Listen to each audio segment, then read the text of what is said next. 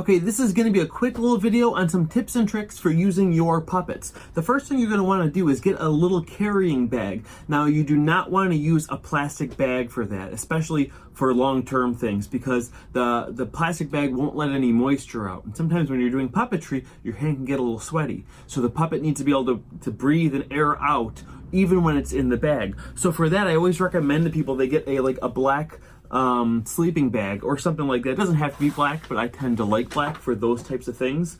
You never want to store a puppet in a plastic bag. Sometimes I do ship them in plastic bags just in case of weather, but again, it should never be stored in a plastic bag. The next thing is you're going to always want to store your puppet on some sort of a stand. Having it lie on a table on its side for too long is not good. The fabric and the foam can get flattened spots, and sometimes the arm, or in this case the fins, one can be pressed in more than the other if it's left for too long like that. So any storage, and even between shots, it should always be on a stand, so that way it's not getting any dirt or anything like that on it, because especially if you accidentally lay it in something, then one side could get dirtier than the other, and it won't be as kept in as good of shape. So that's a very important thing. Now, the next thing I'm going to talk about is how to attach the arm rods. For this character, the arm rods are detachable, and they work a little different than some other puppets that I've built in the past. So these are the rods. You'll get a set of 2 for each puppet. And if you notice, they have this little hook on the end, this little P shape. Now, I'm going to show exactly how to do that. What you're going to need is some pins on the inside. And you're going to want to get these types of pins right here. Unfortunately, I cannot ship them with the puppet because of insurance reasons. But you can get them anywhere. Walmart has them, any craft store. These are little straight pins that look like this. These ones are about 1 inch long, and they have that little head there, just like that. Now, the most common pins you'll see are these type of pins with the big head on them. Those will work, but obviously you don't really want to be able to see that big head. If you're in a pinch though, it can work. But these little ones are the ones that I like to use the most. Now, let me give you a quick little pinning demonstration. A lot of people pin things incorrectly. They just take a pin and they stick it in and they cross their fingers. The best way that you actually need to pin is to have it go in and out of the fabric. So I'm going to demonstrate really quick. Actually, I'll use this pin so you can see it a little better, the one with the head on it. And I'll use a piece of paper instead of fabric. So when you're pinning in the fabric, what you want to do is you want to go in one side, okay, like that, and then back through like this. That's the only way it's going to stay in. Even on something real thick, you can't just stick it in. It has to go in and out. That's where the pin gets its strength, okay? And going through both sides of the fabric, that's also the important thing. So watch this. And I like to do it right inside of that hole. So here's what I do. I take this, and you'll notice that there's these little pockets there, okay, just like that, and it goes inside of that, just like this. Now again, this will spin inside of it, and it'll slide out easy too, which is why you need to pin it. Now you can kind of pin it anywhere, but for this type of design, I recommend pinning into the valley of the fins, and that's part of why it's a little darker tone there to help hide that. And also, I prefer to pin it from the inside of the fin. I feel like it's less likely to be seen if it was to be seen at all. So what I do is I just kind of pinch it from the inside right there. Okay. You take the pin. I go in just a little bit. Make sure it grabs the back fabric. And then push it through just like this. And I kind of bury it in just like that. And you'll never really see it, especially if you use those pins without the heads on it. So that's how you add the arm rods onto the puppet. I'll do it again for this one. So you can see it can go this way or this way. That's not a big deal, but whatever you do, I would make it the same for both sides. That's kind of important. And again, I like to pin it from the inside of the fin. There you go. And you bury it in just like that. So now this puppet is ready to go. There's finger loops inside of the mouth of the puppet, which is kind of nice so that your hand doesn't slide around for the top and bottom. And also the mouth plate's pretty flexible, so he can make some really cool shapes like that with his mouth, make a reaction, okay? And just like that, that makes it really easy to control the fins. You can always let one go while you gesture and things like that. So that's how you use 2 arm rods, but I imagine the most common way that this will be used is with the microphone. So the microphone itself has its own arm rod, okay? So it's just attached like this. So in this case, what you do is this. You're gonna be using those same pins, and you're not gonna use a regular arm rod on this fin. So what you're gonna do is pin the fin to the microphone, so this acts as the entire arm rod, okay? So that way you don't have 2 rods and you're not trying to pin this microphone to that, so then it's not like sagging where it doesn't need to be. You can control the angle of this completely, okay?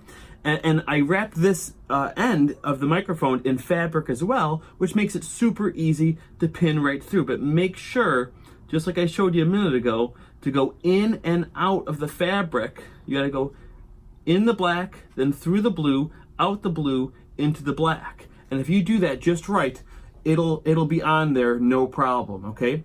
And how you make it look like he's really wrapping it tight is you just twist it like this, and it kind of curls up. It makes it look very natural, okay?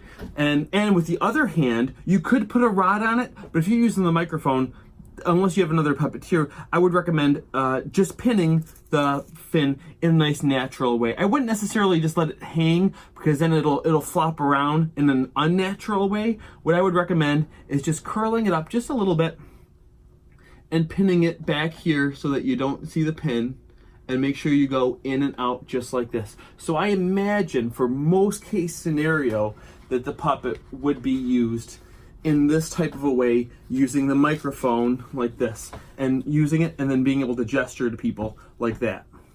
Okay, so that's another little tip on a good way to use this guy.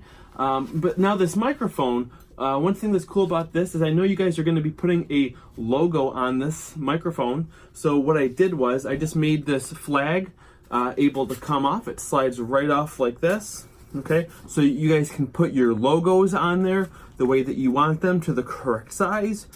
You can put this back on. It is pretty snug of a fit, but what I would do is I would just put 1 pin through the foam, or once you have your logos on there, you could probably just glue it on, because I don't think you're going to be taking it off.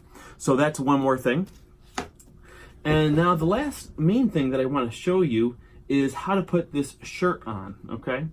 Now, make sure the pins are out when you're going to put the shirt on. Make sure all the arm rods are out. This is the shirt. I'm going to ship it without it being on the puppet, because I think you guys wanted to put your logo on there, okay?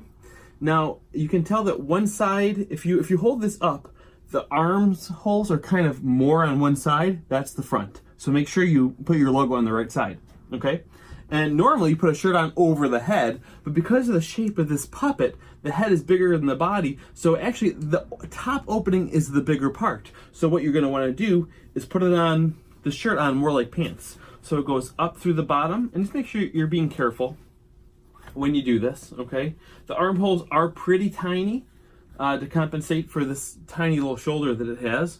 So what I do is I just kind of roll this up, and then almost like threading a needle, you just gently push it through these little arm sleeves like this, okay?